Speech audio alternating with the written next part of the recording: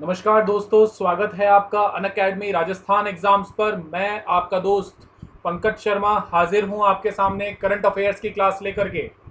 Current affairs की उपयोगिता के बारे में हम पहले भी चर्चा कर चुके हैं कि करंट अफेयर्स आजकल गवर्नमेंट एग्जाम्स, चाहे वो यूपीएससी हो, आरपीएससी हो, एसएससी हो, बैंक्स के एग्जाम हो, कोई भी एग्जाम हो, वहां पे करंट अफेयर्स के क्वेश्चन काफ़ी मात्रा में पूछे जाते हैं। राज्य स्तर पर, राष्ट्रीय स्तर पर, अंतर्राष्ट्रीय स्तर पर जो भी घटनाएं दिन प्रतिदिन घट रही हैं, उन पर से करंट अफेयर्स के क्वेश्चन पूछे ही जाते हैं। और करंट अफेयर्स की खास बात यह है कि अगर आप उन्हें एक बार दो बार अच्छे से पढ़ लेते हैं तो वो आपको आसानी से याद हो जाते हैं, क्योंकि वो खबर हम दिन में कई बार हमारी नज़रों के सामने से निकलती है। न्यूज़पेपर्स में, न्यूज़ चैनल्स पे, सोशल मीडिया पे, और फिर हमारी क्लास में। तो करंट अफेयर्स को हमें बहुत ध्यान से पढ़ना है और उन्हें फोकस करके आसानी से हम सवाल सही कर सकते हैं एग्जाम हॉल के अंदर। ठीक है दोस्तों, स्वागत है आपका अनअकैडमी राजस्थान एग्जाम पे, जहां हम राजस्थान के एग्जाम्स को टारगेट कर रहे हैं। विशेषकर सितंबर माह में जो एसीएफ का एग्जाम होने वाला है, जिसके लिए 45 डेज का एक क्रैश कोर्स हमने स्टार्ट किया है। आप सभी बच्चों के लिए हमारी जो टीम है वो पूरी मेहनत कर रही है, और मैं पंकज शर्मा आपका एक बार और स्वागत करता हूं। आपको हमारी मदद करनी होगी कैसे? अनअकैडमी प्लस का सब्सक्रिप्शन लेके, क्योंकि हम जो आपके लिए मेहनत कर रहे हैं वो पूरी तैयारी आप तक पहुंच पाए, इसके लिए आपको अनअकैडमी प्लस का सब्सक्रिप्शन लेना होगा। वहां पर आपको लाइव क्लासेस मिलेंगी, टेस्ट सीरीज मिलेंगी, डाउट क्लियरिंग सेशंस आपके होंगे, और पूरा का पूरा सिलेबस आपका कवर करवाया जाएगा।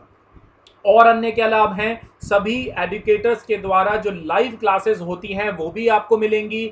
आपकी परीक्षा की पूरी तैयारी करवाई जाएगी। अनलिमिटेड लाइव क्लासेस आपको मिलेंगी। वीकली क्विज कॉम्पिटिशन्स आपके लिए ऑर्गेनाइज किए जाएंगे। डाउट क्लियरिंग क्लासेस होंगी, और एजुकेटर्स बड़े ही इनोवेटिव तरीके से, बड़े ही बेहतरीन तरीके से, जिससे आप समझ सके, याद कर सके, आपको उस तरह से पढ़ाया जाएगा।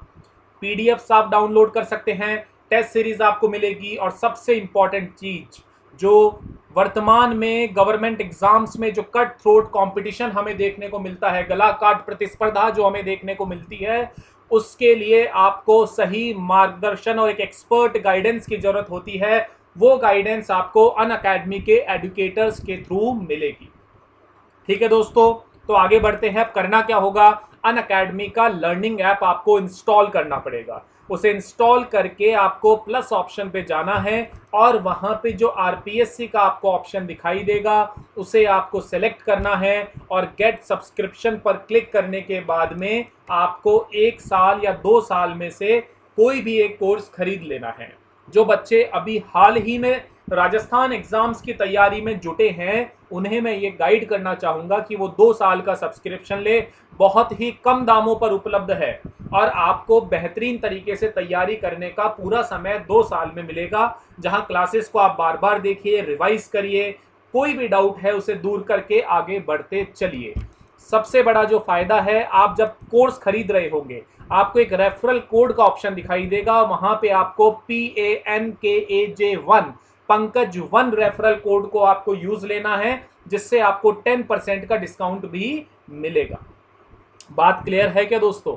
तो अब आगे बढ़ते हैं। टेलीग्राम ऐप को ज्वाइन कर लीजिएगा, वहां पे आपको सारी इंफॉर्मेशंस मिलती रहेंगी।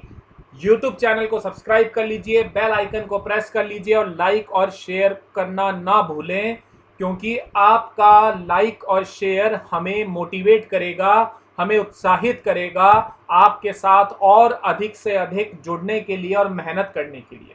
ठीक है दोस्तों, तो हमारी क्लास स्टार्ट करते हैं करंट अफेयर्स की, जिसमें पहला क्वेश्चन है नीति आयोग का अटल इनोवेशन मिशन, यानी कि नीति आयोग। अब ये नीति आयोग किसका है? भारत सरकार की एक संस्था है, जिसका एक मिशन है अटल इनोवेशन मिशन।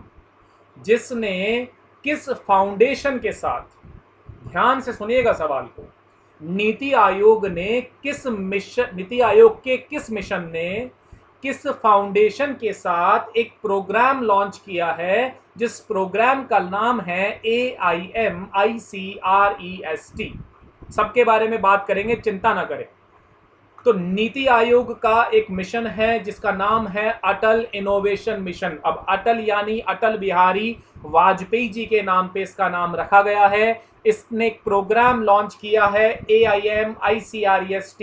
इस प्रोग्राम को उसने किसी फाउंडेशन के साथ यानी किसी और संस्था के साथ में लॉन्च किया है। क्यों किया है? इनक्यूबेटर क्षमता वृद्धि कार्यक्रम है ये, इनक्यूबेटर क्षमता वृद्धि कार्यक्रम है। अब मेरे वो दोस्त जिन्होंने मेरी पिछली करंट अफेयर्स की क्लास देखी थी, जहां पे मैंने आपको युक्ति एंड एक युक्ति 2.0 पोर्टल के बारे में पढ़ाया था, ध्यान आ रहा है कुछ? युक्ति एंड युक्ति 2.0 दो पोर्टल मैंने आपको पिछली कक्षा में पढ़ाए थे। वहां पर भी मैंने आपको जब युक्ति 2.0 पढ़ाया था तब इंक्यूबेटर क्षमता की बात की गई थी। जिन बच्चों ने वो क्लास नहीं देखी है वो चैनल लिस्ट में जाकर के मेरे वहां पे युक्ति और युक्ति 2.0 की क्लास जरूर देख लें। तो अब बात करते हैं इस सवाल की। तो पहला तो ये समझ में आता है कि भैया नीति आयोग ने नीति आयोग के एक मिशन ने जिसका नाम अटल इनोवेशन मिशन है, उसने किन्हीं फाउंडेशन के साथ मिलकर के एक प्रोग्राम लॉन्च किया है जिस प्रोग्राम का नाम AIMICREST है। तो पहले तो मैं आपको जवाब बता देता हूं जिससे आपके दिमाग में ठंडक पड़ जाएगी कि सर ये कौन से फाउंडेशन है जिनके साथ में ये प्रोग्राम लॉन्च किया है। क्योंकि बच्चों को जानकारी मिलने से पहले आंसर की बहुत जल्दी होती है कि भैया आंसर पहले बता दो फिर जानकारी आराम से देते रहना। तो भैया इसका आंसर है 4, 1 and 2 both are the option, यानी Bill and Melinda Gates Foundation. Bill Gates का नाम तो आप बचपन से सुनते ही आ रहे होंगे, विश्व के सबसे अमीर आदमी, और मेलिंडा जो है वो उनकी वाइफ का नाम है। तो Bill and Melinda Gates Foundation plus Wadhwani Foundation, इन दो फाउंडेशंस के साथ मिलकर के अटल इनोवेशन मिशन ने एक प्रोग्राम लॉन्च किया है जिस प्रोग्राम का नाम क्या है? AIMICREST। चलिए दोस्तों, तो यहाँ पे हमें एक जवाब तो मिल गया कि सर जो ये प्रोग्राम लॉन्च किया है वो bill and Melinda Gates foundation and Wadhwani foundation के साथ लॉन्च किया है। अब देखिए कि ये प्रोग्राम क्या है। नीति आयोग के बारे में भी आपको बताऊंगा, अटल इनोवेशन मिशन के बारे में भी आपको बताऊंगा, लेकिन पहले मुख्य सवाल जो है उसके बारे में जानकारी हासिल कर लीजिए। AIMICREST जो ये प्रोग्राम है ये एक रोबो इकोसिस्टम के लिए इनक्यूबेटर क्षमता वृद्धि कार्यक्रम है। अब इस प्रोग्राम का जो नाम है वो क्या है वो देख लीजिए आप। देखिए AIM an incubator capabilities enhancement programme,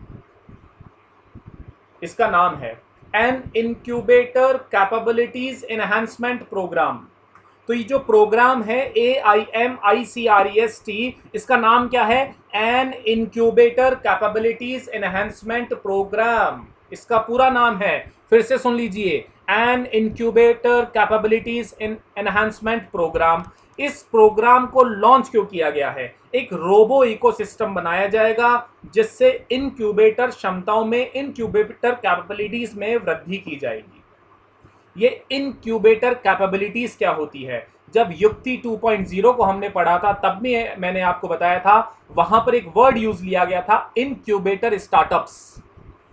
incubator startups, तो इनक्यूबेटर स्टार्टअप्स का मतलब क्या होता है कि भैया आपके और मेरे दिमाग में एक इनोवेटिव आइडिया है, और वो जो इनोवेटिव आइडिया है वो एक साइंटिफिक है और टेक्नोलॉजिकल आइडिया है। उस आइडिया पर अगर हम काम करें या उस आइडिया पे हम थोड़ा सा इन्वेस्टमेंट करें तो उस आइडिया से हम एक बड़ा मार्केट जनरेट कर सकते हैं, या हम ऐसा कहें कि उस आइडिया को हम एक बड़ी कंपनी में कन्वर्ट कर सकते हैं, एक बड़े वर्क प्रोफाइल में कन्वर्ट कर सकते हैं। ठीक है, जैसे एक आइडिया था जो अनअकैडमी के फाउंडर्स हैं, एजुकेशन सिस्टम को ऑनलाइन फैलाने के लिए भारत में हर बच्चे के पास में घर बैठे मोबाइल और लैपटॉप पे वो पढ़ सकें और कम दामों में पढ़ सकें, उसके लिए जो अनअकैडमी के हमारे फाउंडर्स थे उनके दिमाग में ये आइडिया आया और उस आइडिया को इनोवेटिव तरीके से उन्होंने लॉन्च किया, जो कि एक स्टार्टअप था और उस स्टार्टअप का नाम क्या रखा गया? अनअकैडमी। तो ऐसे ही और भी दिमाग में आइडियाज हमारे यूथ के आ सकते हैं। उन इनोवेटिव आइडियाज को आगे बढ़ाने के लिए, उन लोगों को मोटिवेट करने के लिए bill and Melinda Gates foundation और वाधवानी फाउंडेशन के साथ में उच्च प्रदर्शन वाले स्टार्टअप बनाने पर केंद्रित ये प्रोग्राम है। यानी सीधी सी बात है भैया कि भारत में इनोवेटिव माइंड को बढ़ाने के लिए, नवाचार को बढ़ाने के लिए, इनोवेटिव साइंटिफिक टेक्नोलॉजिकल आइडियाज को इंप्लीमेंट करने के लिए, उनसे अपना खुद का एक बिजनेस करने के लिए, स्टार्टअप करने के लिए ये प्रोग्राम लॉन्च किया गया है। अब bill and Melinda Gates foundation और वाधवानी फाउंडेशन इसमें क्या करेंगे? अगर आपके और मेरे पास में कोई ऐसा आइडिया है, वो आइडिया भारत की इकोनॉमी को, यहाँ के लोगों को फायदा पहुंचा सकता है, चाहे वो मेडिकल सेक्टर से रिलेटेड हो, एजुकेशन सेक्टर से रिलेटेड हो, किसी भी सेक्टर से रिलेटेड अगर कोई ऐसा आइडिया है जो देश को फायदा पहुंचा सकता है, देश के विकास में फायदा पहुंचा सकता है, उस आइडिया से जो मार्केट जनरेट होगा, उस आइडिया से जो हम वर्क प्रोफाइल जनरेट करेंगे, उससे लोगों को बहुत सारी नौकरियां मिल सकती है। जैसे अनअकैडमी, अब अनअकैडमी ने कितने हजारों लोगों को रोजगार दे रखा है। तो जो स्टार्टअप होता है वो एक तरह का बिजनेस होता है।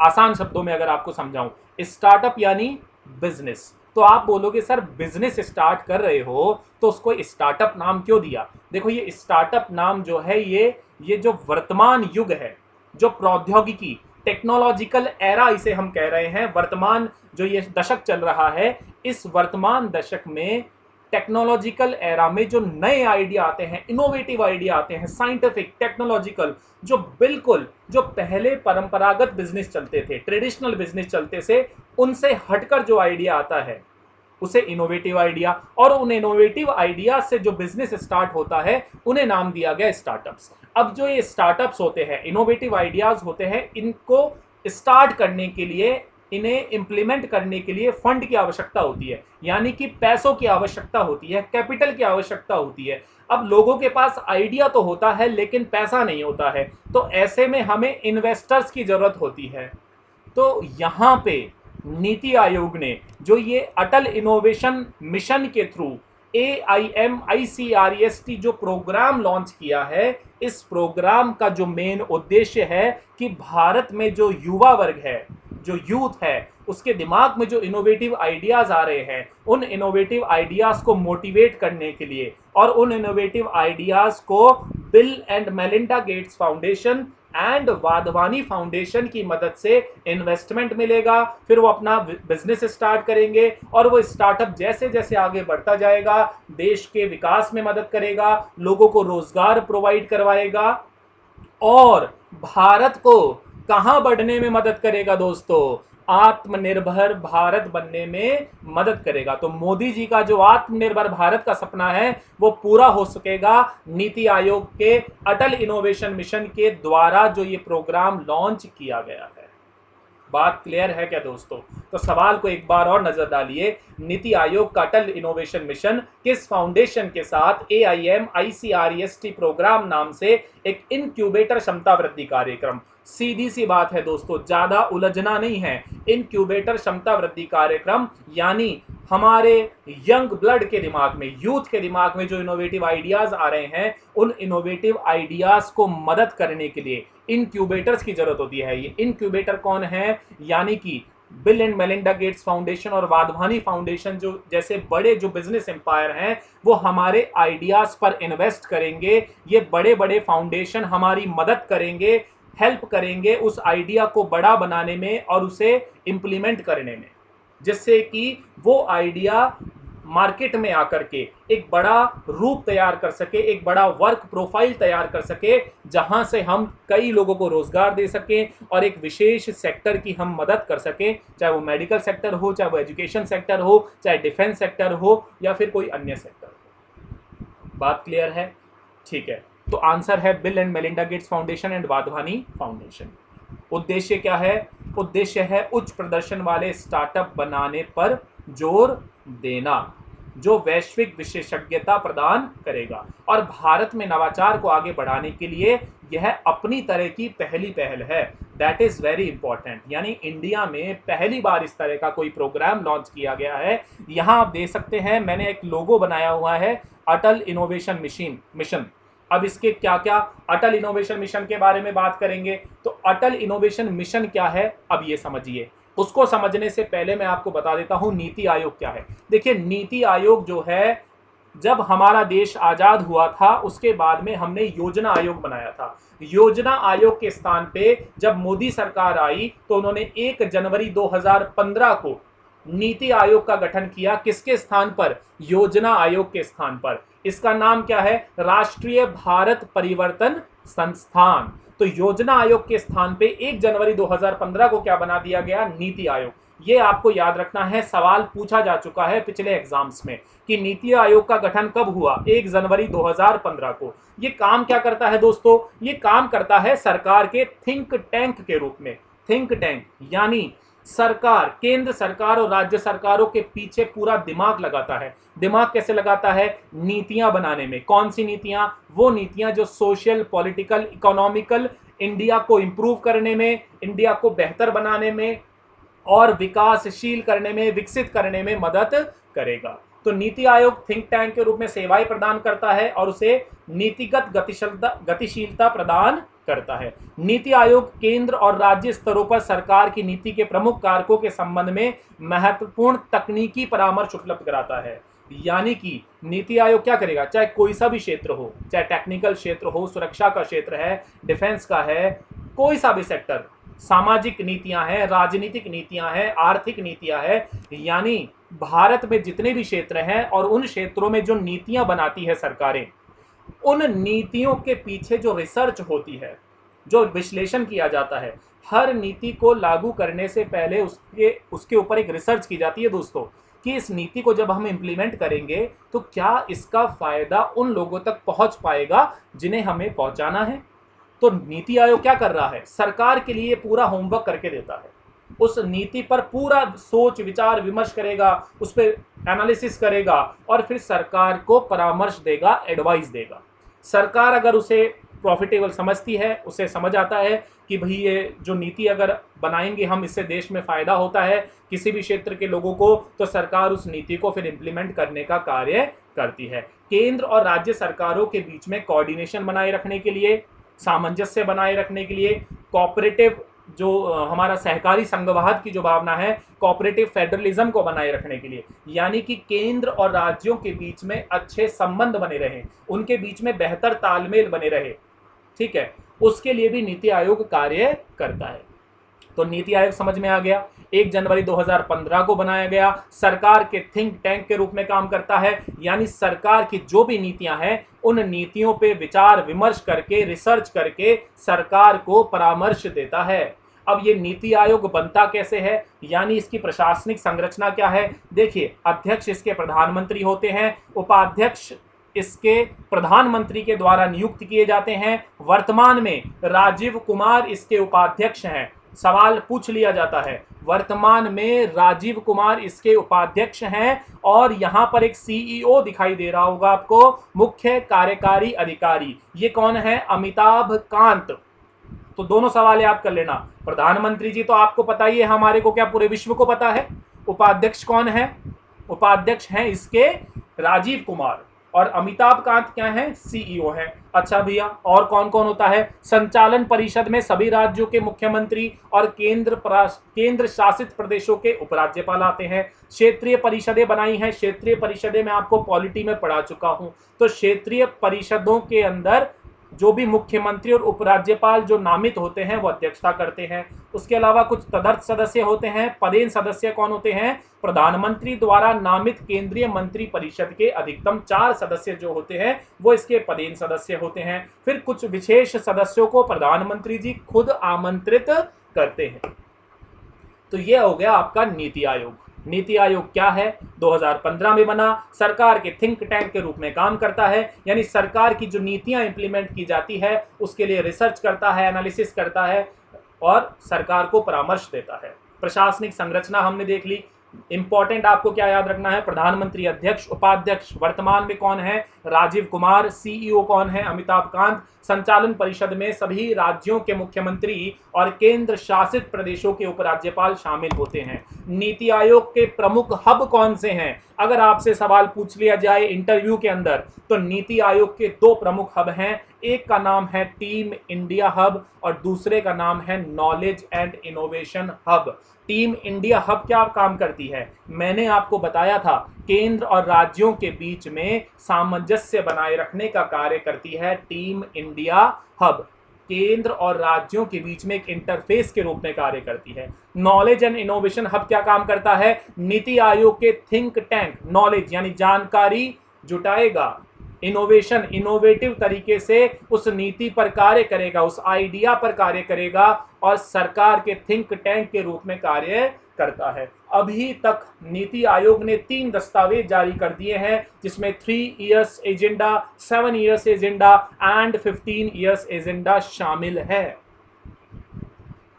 अब आप बोलोगे सर नीति आयोग समझ में आ गया, अब अटल इनोवेशन मिशन भी बता दीजिए। अटल इनोवेशन मिशन 2018 में सरकार लेकर के आई। सैप करके एक संस्था है जो टेक्नोलॉजिकल कार्य, टेक्निकल कार्य भारत सरकार के लिए करती है, उसके साथ में कोलैबोरेशन हुआ तो अटल इनोवेशन मिशन 2018 में लॉन्च किया गया। इसका उद्देश्य क्या है, बहुत इंपॉर्टेंट है। नीति आयोग इस योजना के जरिए भारत को अभिनव प्रयोग यानी नए नए डेवलपमेंट, नए नए रिसर्च, नए नए इनोवेशन, अभिनव प्रयोग वाला अभिनव देश के रूप में उभारना चाहता है। इसके लिए साल 2022 तक छात्रों की ऐसी फौज खड़ी करने की योजना है जो देश में आविष्कार की फहरिस्त तैयार करेगी।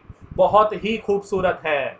नीति आयोग का अटल इनोवेशन मिशन क्या कहता है कि भारत को एक ऐसा देश बना देना है जहां पर जो भारत के जितना भी युवा छात्र है, चाहे वो किसी भी क्षेत्र से हो, वो ऐसे ऐसे आइडियाज लेकर के आए जिससे हम नए नए रिसर्च करें, नए नए साइंटिफिक डेवलपमेंट्स कर सकें, नए नए आविष्कार कर सकें और भारत जो है वो एक नया आविष्कारिक राष्ट्र बन जाए और आत्मनिर्भर भारत की तरफ हम आगे बढ़ते चले जाएं।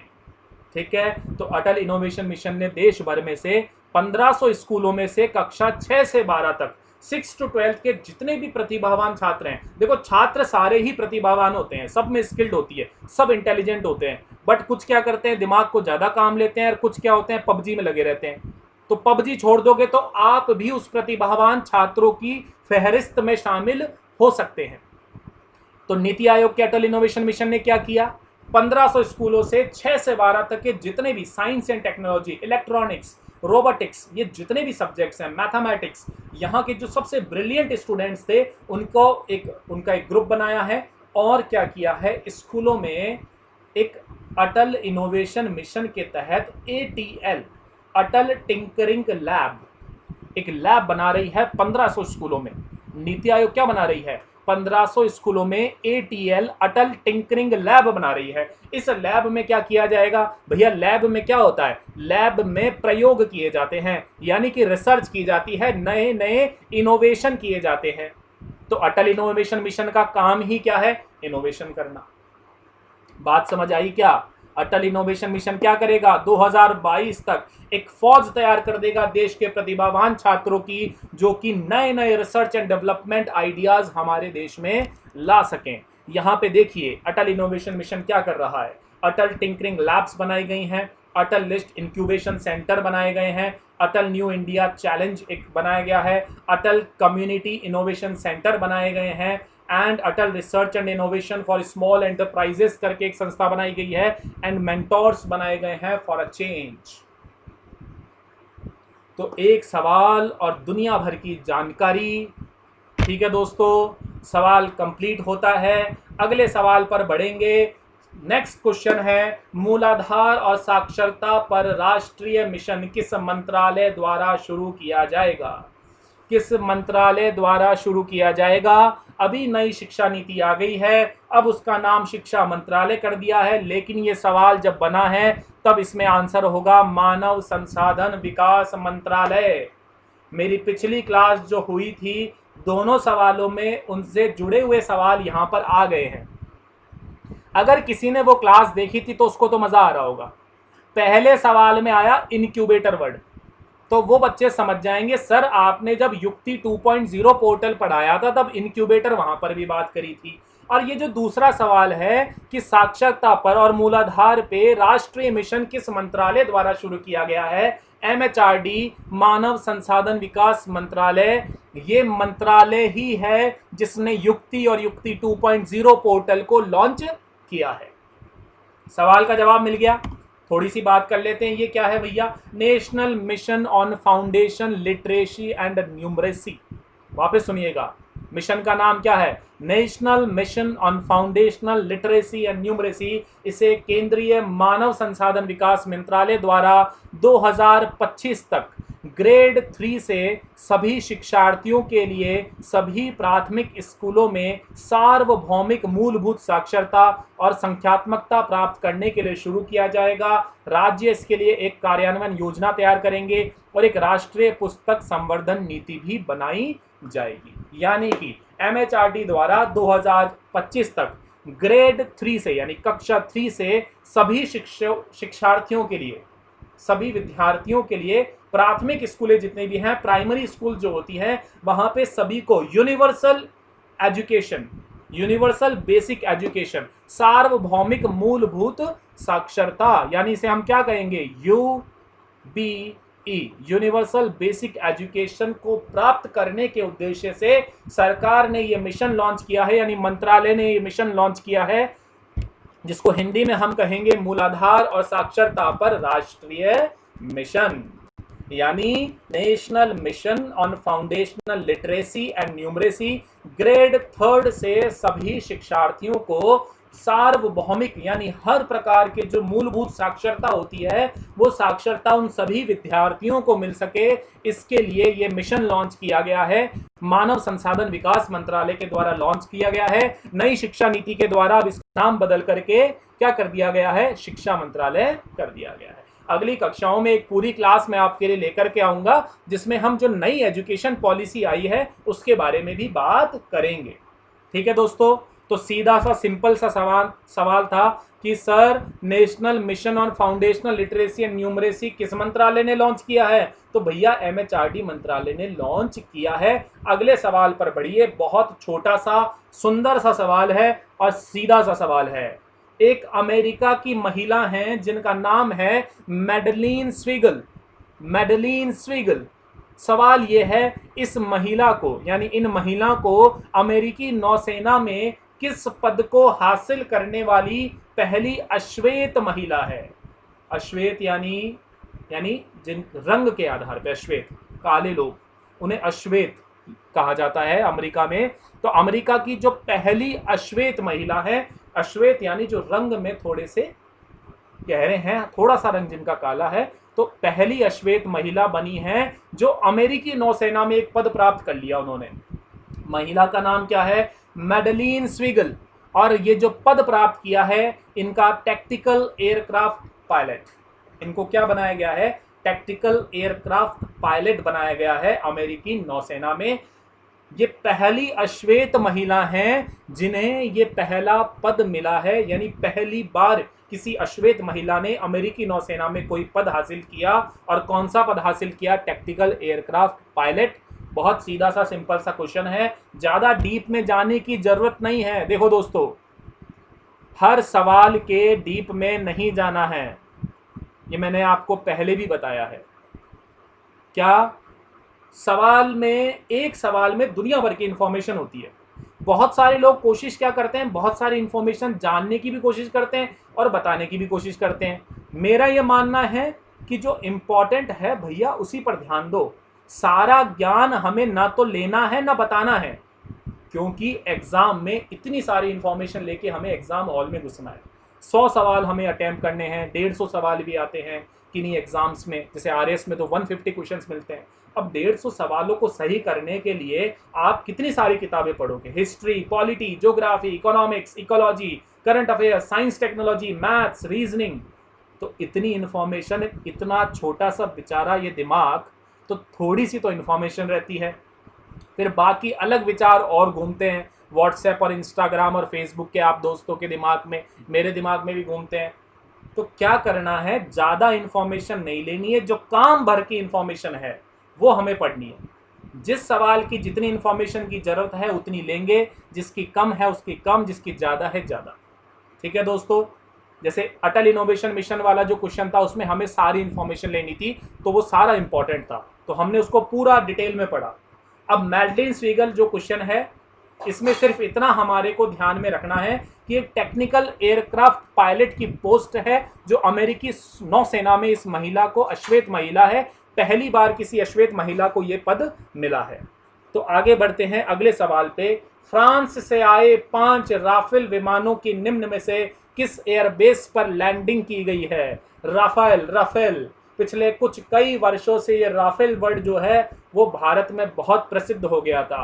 राफेल विमान ऐसे हो गया था कि जब राफेल विमान आ जाएगा तो भारत की कई समस्याओं का समाधान हो जाएगा। निश्चित रूप से उन समस्याओं का समाधान होगा भी। अभी सवाल ये है, विमान आ चुका है, भारत में एंट्री कर चुका है, कौन से एयरबेस पर उतरा? अंबाला एयरबेस पर उतरा। भारतीय वायुसेना के बेड़े में 5 सुपरसोनिक राफेल शामिल हो गए हैं, बधाई हो आप सभी को। इन फाइटर विमानों की अंबाला एयरबेस पर 29 जुलाई 2020 को हैप्पम लैंडिंग कर दी गई है। विमानों का एयरबेस पर उतरने के बाद में वाटर सैल्यूट करके स्वागत। अब ये वाटर सैल्यूट क्या होता है? आप बोलोगे सर हाथ से सल्यूट करने के तरीके तो बहुत सारे देखे हैं, पुलिस वाले अलग तरीके से सल्यूट मारते हैं, आर्मी वाले अलग सल्यूट मारते हैं, एयरफोर्स वाले अलग सल्यूट मारते हैं, नेवी वाले अलग सल्यूट मारते हैं। अब ये वाटर सल्यूट क्या है? ये सामने जो पिक्चर दिखाई है ना मैंने आपको, 5 फाइटर प्लेन्स और ये पानी का, यानी एक तरह से स्वागत के लिए जब राफेल उतरा अंबाला एयरबेस पे तो चारों तरफ से पानी का छिड़काव किया गया, उसको वाटर सल्यूट कहते हैं। ठीक है दोस्तों, तो भारतीय वायुसेना के बेड़े में शामिल होने के लिए 5 राफेल फाइटर जेट फ्रांस से 27 जुलाई 2020 को रवाना हुए। 27 जुलाई को गणेश जी का नाम लेकर रवाना हुए और भारत पहुंच गए 29 जुलाई को। और भारत और फ्रांस के बीच में कुल कितने विमानों की डील हुई है? 36 विमानों की, 36 विमान। 36 में से 30 तो क्या है? लड़ाकू विमान है। बहुत इंपॉर्टेंट है भैया, 30 लड़ाकू विमान है, सारे के सारे लड़ाकू नहीं है, सब नहीं लड़ेंगे, 30 ही लड़ेंगे। और 6 जो हैं वो ट्रेनर विमान हैं जो ट्रेनिंग देंगे। तो अभी हमारे पास कितने आ गए हैं? 5 आ गए हैं। अब आप बोलोगे सर सल्यूट, वाटर सल्यूट तो समझ में आ गया, दिखा दिया आपने हमारे को सामने। अब ये सुपरसोनिक राफेल क्या बवाल है? सुपरसोनिक का मतलब क्या है वो थोड़ा समझ लो। सुपरसोनिक का मतलब क्या है? गति है। सुपरसोनिक यानी गति मापने की एक इकाई समझ लीजिए। कैसे? इधर देखिए, देखिए जो ध्वनि होती है ना, साउंड, साउंड मैं बोल रहा हूं आपको तो साउंड आपको सुनाई दे रहा है, तो ये साउंड जो है वो एक गति के साथ में आप पे पहुंच रहा है आपके ईयरफोन्स और हेडफोन्स के थ्रू। तो ये साउंड की जो गति होती है वो क्या होती है? देखिए 1 मैक, इसको क्या बोलते हैं? 1 मैक। 1 मैक होती है, यानी कि ध्वनि की जो गति है वो क्या होती है? 1 मैक। अब 1 मैक बोलोगे सर अब ये 1 मैक क्या है, हमारे को समझ में नहीं आ रहा है। सुनो, शांति से समझो। 1 मैक का मतलब होता है 332 मीटर पर सेकंड, यानी 1 मैक में 332 मीटर पर सेकंड, यानी ध्वनि जो है 1 सेकंड में 300 मीटर पर सेकंड का ट्रैवल कर लेती है। तो ध्वनि की जो गति होती है वो कितनी होती है? 1 मैक। हम साधारण शब्दों में उसे समझें तो है 332 मीटर पर सेकंड, यानी 1 सेकंड में 332 मीटर का ट्रैवल कर लेती है साउंड। जैसे ही मैंने आपको साउंड बोला, अभी जो भी बात मैंने बोली, तो जो ध्वनि मेरे माउथ से निकली वो ध्वनि 332 मीटर पर सेकंड ट्रैवल कर लेगी। समझ गए? 1 सेकंड में 332 मीटर। तो बोले सर समझ में आ गया, ध्वनि जो है वो 1 सेकंड में 332 मीटर का ट्रैवल करेगी। तो बोले सर अब सुपरसोनिक तो बता दो। सुपरसोनिक का मतलब होता है, यानी सुपरसोनिक क्या बताया? स्पीड, गति मापने की इकाई है। तो जो सुपरसोनिक स्पीड होती है वो ध्वनि की 5 गुना होती है। यानी ध्वनि 1 मैक में ट्रैवल कर रही है, तो सुपरसोनिक की कितनी होगी 5 मैक। यानी कि आप 332 को जब 5 से मल्टीप्लाई करेंगे तो कितना आएगा दोस्तों 1660 मीटर पर सेकेंड। यानी कि 5 सुपरसोनिक राफेल जो शामिल हुए हैं वो 1 सेकंड में 1660 मीटर की गति पकड़ लेंगे। समझ गए, यानी कितना तेज है, ध्वनि से भी 5 गुना तेज है। इसीलिए राफेल का इतना बवाल मचा हुआ था कि राफेल राफेल राफेल कब आएगा राफेल। तो राफेल अब आ गया जिसकी गति ध्वनि की गति से 5 गुना यानी 5 मैक 1660 मीटर पर सेकंड है। कहां पर उतरा, अंबाला एयरबेस पे उतरा। कुल 36 विमानों की डील हुई है, 30 लड़ाकू विमान है और 6 ट्रेनिंग विमान है। 27 जुलाई को फ्रांस से रवाना हुए थे और 29 जुलाई को भारत में पहुंच गए हैं। बहुत आसान सवाल, आगे बढ़िए। भारतीय मूल की निम्न में से किस लेखिका के उपन्यास को, जिस उपन्यास का नाम क्या है, पहले तो ये समझ लो सवाल क्या है। भारतीय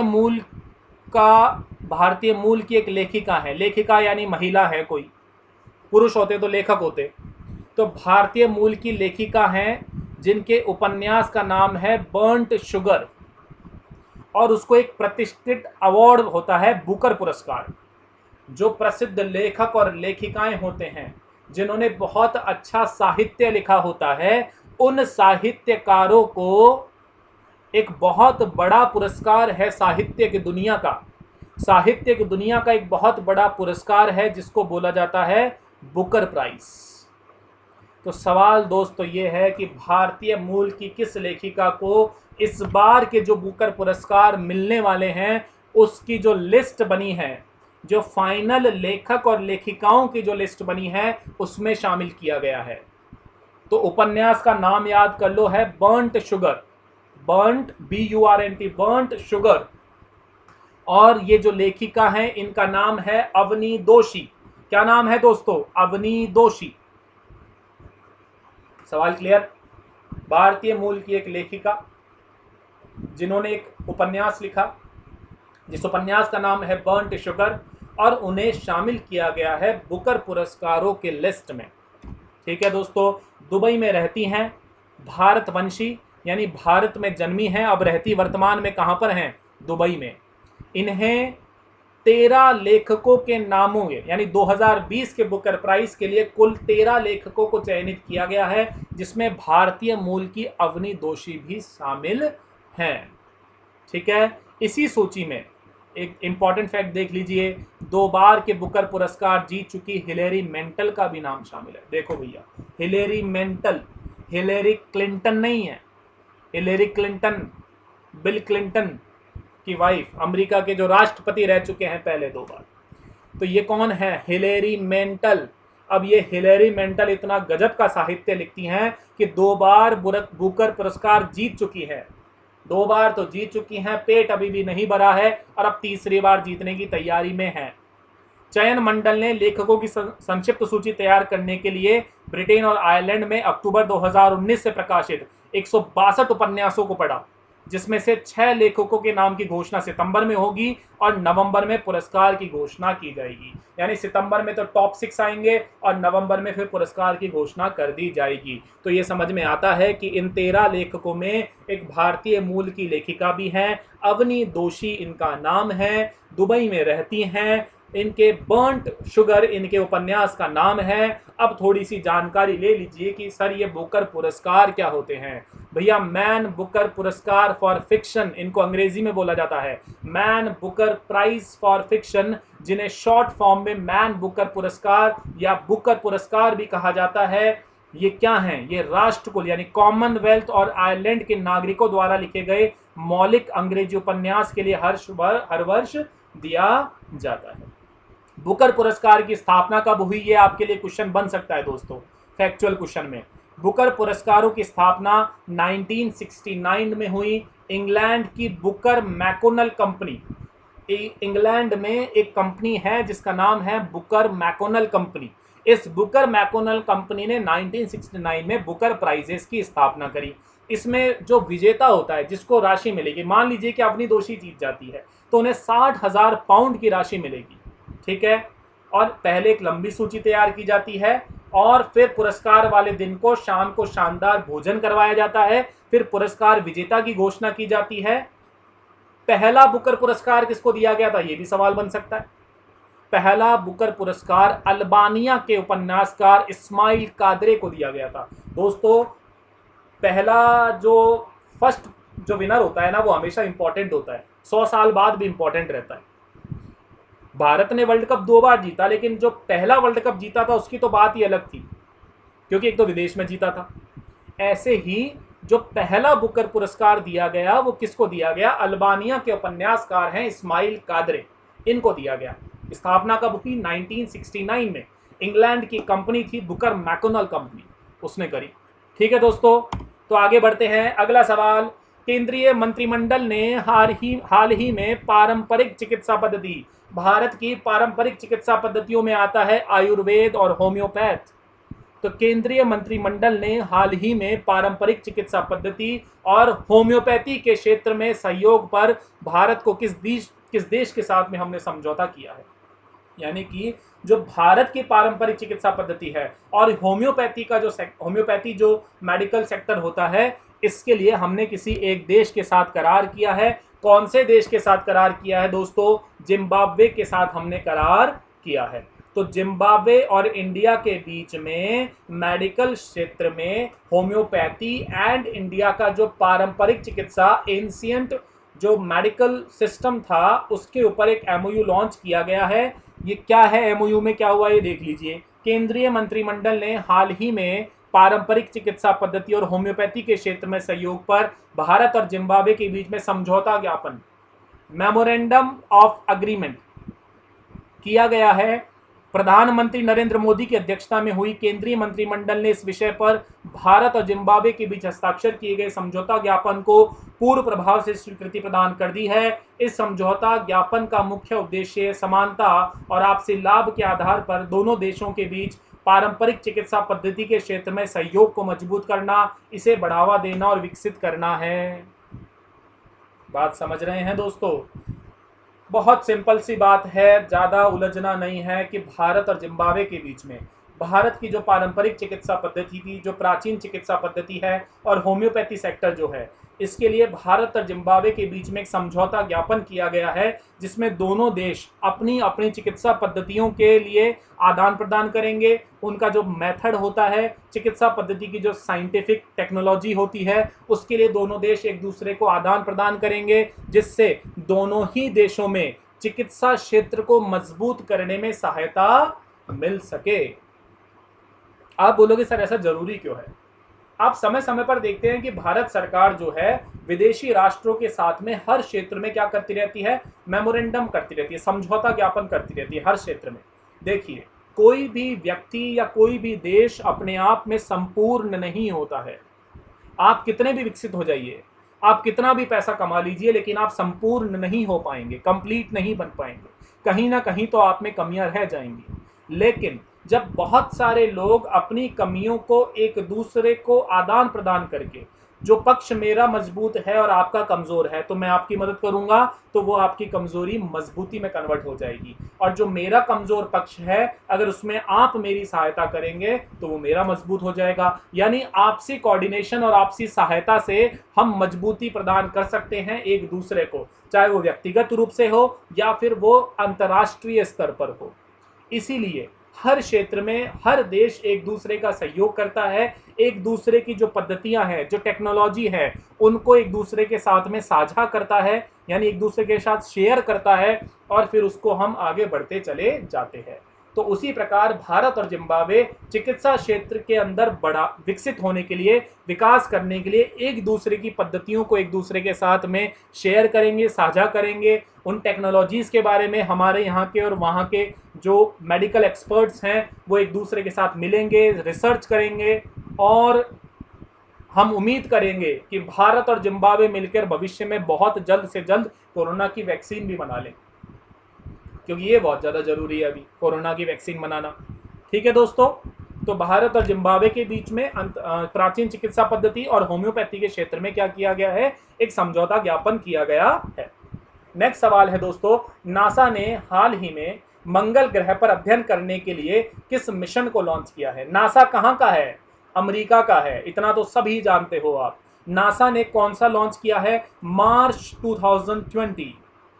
मार्च 2020 मंगल ग्रह की चट्टान को पहली बार धरती पर लाकर किसी प्राचीन जीवन के प्रमाण की जांच के लिए, उसका विश्लेषण करने के लिए नासा ने अब तक का सबसे बड़ा और जटिल रोवर यानी जो यान है, जो यान वहां भेजा जाएगा मंगल ग्रह की चट्टान पर, और वहां की कोई चट्टान, मंगल ग्रह की चट्टान को धरती पर लाया जाएगा और फिर उसकी जांच की जाएगी, उस पर रिसर्च की जाएगी। तो नासा ने अब तक का सबसे बड़ा जटिल रोवर प्रक्षेपित कर दिया है, लॉन्च कर दिया है, जिसका नाम है मार्च 2020।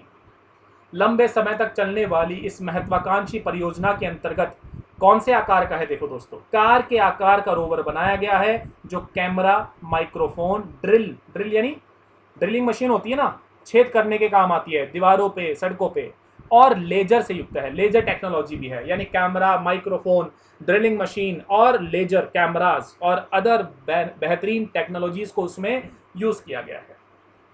हाल ही के दिनों में चीन और संयुक्त अरब अमीरात के बाद अमेरिका तीसरा देश बन गया है। देखो ये इंपॉर्टेंट है भैया, अमेरिका से पहले संयुक्त अरब अमीरात और चीन ये मिशन लॉन्च कर चुके हैं, जिसने मंगल ग्रह के लिए अपना उपग्रह रवाना किया है। तीनों ही उपग्रह फरवरी में मंगल पर पहुंचेंगे और अपना प्रयोग करेंगे। यहां पर मेरे पास आपके लिए एक सवाल है, थोड़ी सी मेहनत आप भी कर लो, थोड़ा सा गूगल बाबा को आप भी काम में ले लो। मैंने आपको ये तो बता दिया कि अमेरिका तीसरा देश है, और अमेरिका से पहले दो देश और थे, चीन और संयुक्त अरब अमीरात। ये ऑलरेडी इस मिशन को लॉन्च कर चुके हैं, चीन और यूएई। तीसरा देश कौन है? अमेरिका। आपके लिए सवाल यह है, इसकी जानकारी मैं आपको अगली क्लास में दूंगा, कल की क्लास में दूंगा। आपको यह पता करना है कि चीन और यूएई में से पहले किसने भेजा था। बहुत आसान सा सवाल है, ठीक है। विजेता जो होगा उसको राशि तो कुछ नहीं दूंगा, लेकिन मोटिवेशन में कुछ अच्छे शब्द बता दूंगा, ठीक है दोस्तों। तो चीन, यूएई और अमेरिका तीसरा देश, जिसने मंगल ग्रह के ऊपर अपने बड़े मिशंस लॉन्च किए हैं, वहां पे रिसर्च करने के लिए, जिससे वहां का मंगल ग्रह के बारे में लंबे समय से जो सभी देश जानकारी हासिल करना चाहते हैं वो कर सके। आपको ये पता करना है कि पहला देश इन तीनों में से कौन था जिसने इस मिशन को लॉन्च किया था। बात क्लियर है दोस्तों? अगले सवाल की तरफ बढ़ते हैं। अगला सवाल है, हाल ही में किस आईआईटी के शोधकर्ता ने 1 घंटे में कोविड-19 का पता लगाने के लिए रैपिड टेस्टिंग डिवाइस विकसित की है? अब आप बोलोगे सर असली सवाल तो आप अब लेकर आए हो। बहुत बड़ी समस्या है भैया कोविड-19। घर में पैक हो गए हैं, ना बाहर का कुछ खा पा रहे हैं, ना मूवी देख पा रहे हैं, ना दोस्तों से मिल पा रहे हैं, ना घूम पा रहे हैं। तो भैया एक काम करो, इन सब चीज़ों को नहीं कर पा रहे हो तो अनअकैडमी के प्लस सब्सक्रिप्शन को ले लो, Pankaj one referral code use ले लो और अनअकैडमी प्लस का सब्सक्रिप्शन खरीदो, और मेरे साथ में जो हमारी पूरी टीम है जो इंटरेस्टिंग तरीके से आपको पढ़ा रही है उसका आनंद उठाओ।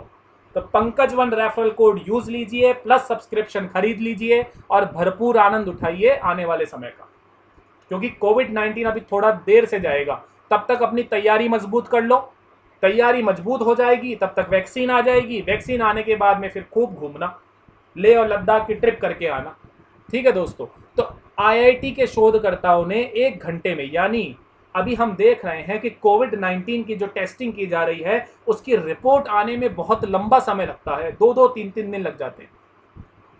लेकिन आईआईटी की कौन सी ब्रांच ने, किस आईआईटी ने एक testing device, rapid testing device launch करी है, जिसमें 1 घंटे में ही पता लग जाएगा कि भैया कोरोना पॉजिटिव हो या नेगेटिव हो।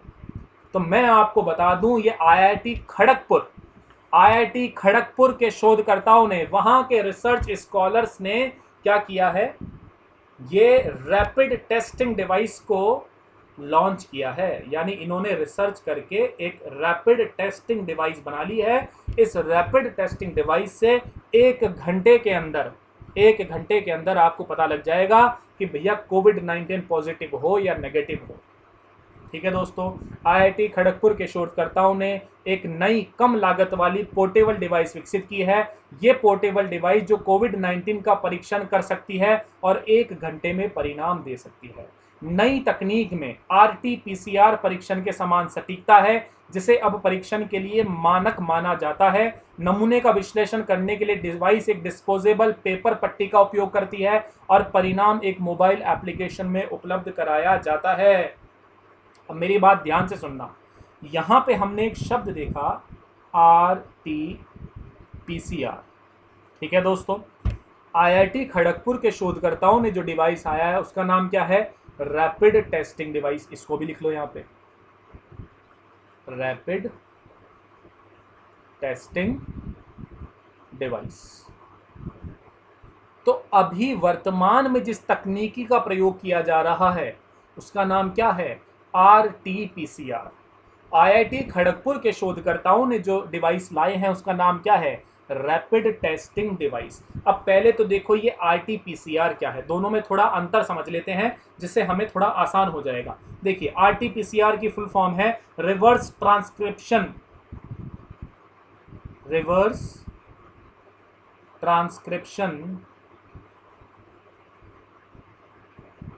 पॉलीमर्स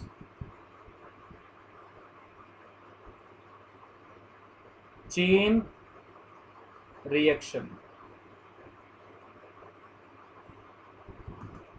देखिए, आरटी-पीसीआर जो है उसका फुल फॉर्म है reverse transcription polymers chain reaction. ये क्या करता है? आरएनए और डीएनए को जोड़ के, यानी हमारी बॉडी में जो आरएनए और डीएनए हैं उनको जोड़ करके रिवर्स ट्रांसक्रिप्शन करते हुए परिणाम लेकर के आता है। लेकिन इसका आरटी-पीसीआर तकनीक से जो टेस्टिंग हो रही है ये तो महंगी है, 4 से 5 हज़ार रुपये लगते हैं इसकी टेस्टिंग के अंदर। तो आरटी-पीसीआर में क्या है? आरएनए और डीएनए को जोड़ के ट्रांसक्रिप्शन पद्धति से टेस्टिंग की जाती है, उसके बाद पता लगाया जाता है कि आप कोरोना पॉजिटिव हो या नेगेटिव हो। दूसरी बात, महंगी है। तीसरी बात, समय ज़्यादा लगता है। लेकिन जो रैपिड टेस्टिंग डिवाइस है ये क्या करेगा? ये एंटीबॉडी टेस्ट में ब्लड के जरिए, यानी एंटीबॉडी टेस्ट करेगा और एंटीबॉडी टेस्ट में ब्लड के थ्रू या आपके वायरस के बारे में जानकारी हासिल करेगा और 1 ही घंटे में आपको जानकारी दे देगा, यानी ब्लड के जरिए।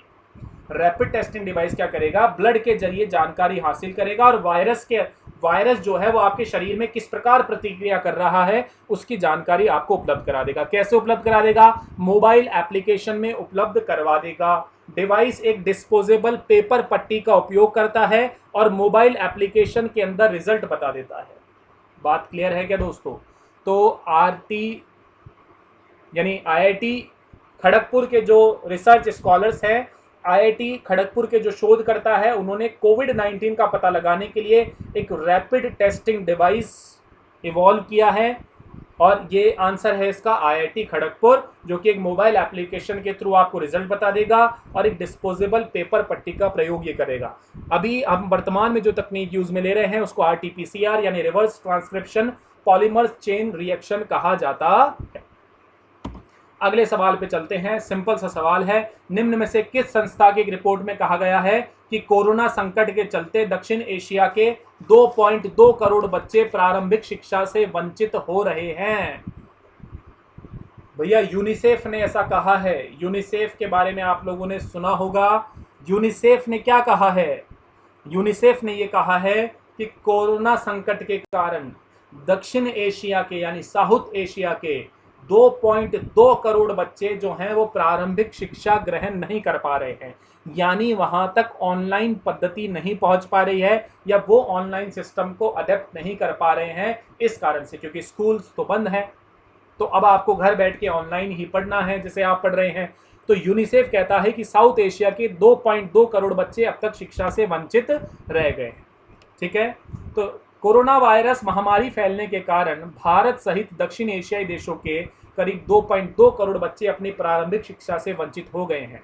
यूनिसेफ ने एक नई रिपोर्ट पेश करी है जिसमें ये सब आया है और रिपोर्ट में दुनिया भर में बच्चों की देखभाल की स्थिति, शुरुआती शिक्षा और कोविड-19 के कारण महत्वपूर्ण पारिवारिक सेवाओं के बंद होने के पड़ने वाले प्रभावों के कारण, यानी लोगों के काम धंधे बंद हो गए हैं, आर्थिक रूप से लोग कमजोर हो गए हैं, तो हाल ही में संयुक्त राष्ट्र की एक रिपोर्ट में कहा गया था कि कोरोना महामारी इस साल करीब 13 करोड़ लोगों को भुखमरी की ओर धकेल सकती है। यानी पूरे विश्व में 13 करोड़ लोग भुखमरी, यानी उनके पास में इतने पैसे नहीं होंगे कि वो खाना तक खरीद के एक टाइम का खाना खा पाए, अपना पेट भर पाए।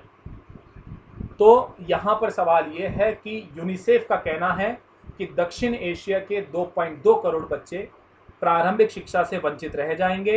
यूनिसेफ अपने आप में एक बहुत बड़ा टॉपिक है, एक संस्था है जिसके बारे में हम विस्तार से एक सेशन में आपके लिए जरूर लेकर के आऊँगा, जहाँ पे मैं आपको यूनिसेफ के बारे में ही नहीं, संयुक्त राष्ट्र संघ की जितनी भी, संयुक्त राष्ट्र संघ और संयुक्त राष्ट्र संघ के द्वारा स्थापित जितनी भी संस्थाएं हैं, हम उन सब के बारे में एक एक लेक्चर लेंगे। संयुक्त राष्ट्र यूएन के बारे में बात करेंगे, यूएन के बाद में उसकी जितनी भी ब्रांचेस हैं जैसे यूनिसेफ, उन सब के बारे में हम एक एक लेक्चर में आपके लिए लेकर के आऊँगा। इंटरनेशनल ऑर्गेनाइजेशंस के नाम से वो लेक्चर आपके सामने जरूर आएगा। अभी एक बेसिक जानकारी आप ले लीजिए। संयुक्त राष्ट्र महासभा ने 11 दिसंबर 1946 को इसे यूनिसेफ को बनाया था। ठीक है, इसे पहले क्या कहा जाता था? इसे पहले कहा जाता था संयुक्त राष्ट्र अंतर्राष्ट्रीय बाल आपातकालीन कोष।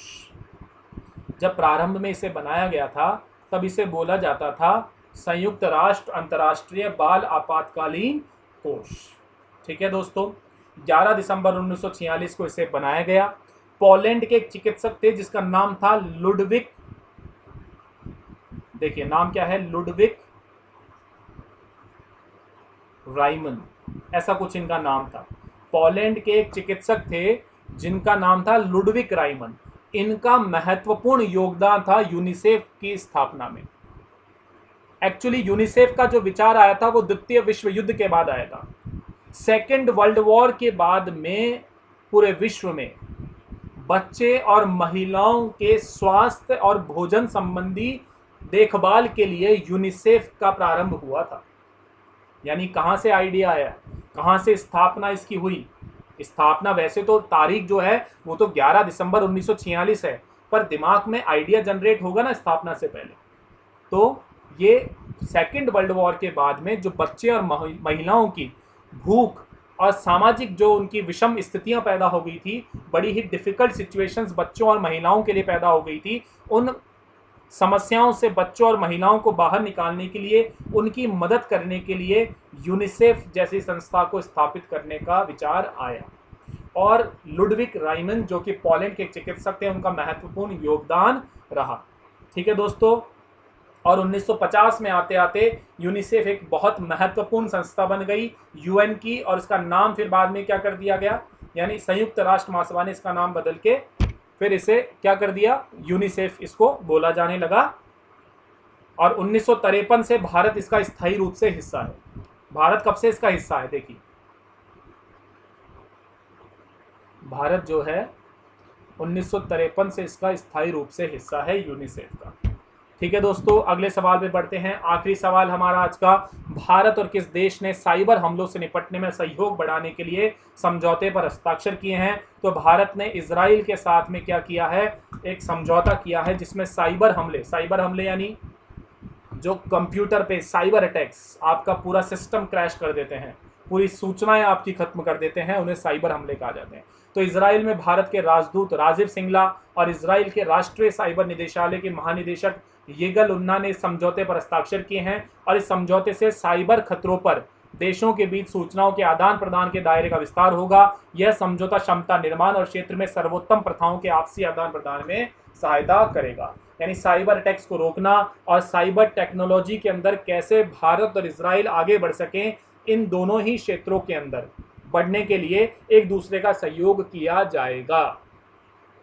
तो आज की हमारी करंट अफेयर्स की क्लास यहीं खत्म होती है। जिन भी बच्चों को अगर कोई समस्या हो तो वो कमेंट बॉक्स में उसको लिख दें, और फिर मैं उसका जवाब आपको जरूर दूंगा समस्या का। इन क्वेश्चंस को पढ़ें, रिवाइज करें, याद करें। ठीक है दोस्तों, ऑल द बेस्ट। जय हिंद, जय भारत।